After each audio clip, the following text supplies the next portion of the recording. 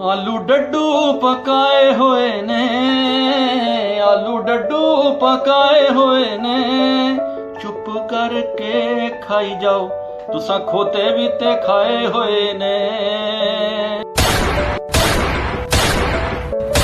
ਉਹ ਭਾਈ ਗੋਲੀਆਂ ਨਾ ਜਾਇਆ ਕਰ, ਇਨੇ ਨਹੀਂ ਮਰਨਾ। वो क्यों? सुबह ते सुल्तान राय दी फिल्म देख के आया।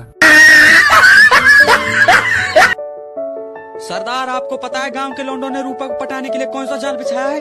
Fair lovely. फेयर लवली लगाएंगे साले, लेकिन ये ससुरे ये नहीं जानते कि रूपा सिर्फ उन लोंडों पे मरती है जो सिर्फ सरसों का तेल लगाते हैं।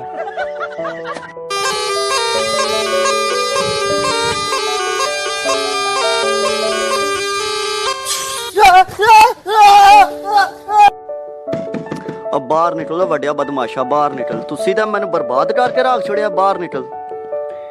ਉਹ ਕੀ ਹੋ ਗਿਆ ਭਾਈਜਾਨ? ਉਹ ਕੀ ਹੋ ਰਿਹਾ, ਇੱਧਰ ਆ। ਪਾਸਵਰਡ ਕਿਉਂ ਚੇਂਜ ਕੀਤਾ ਹੀ ਵਾਈਫਾਈ ਦਾ ਹੈ?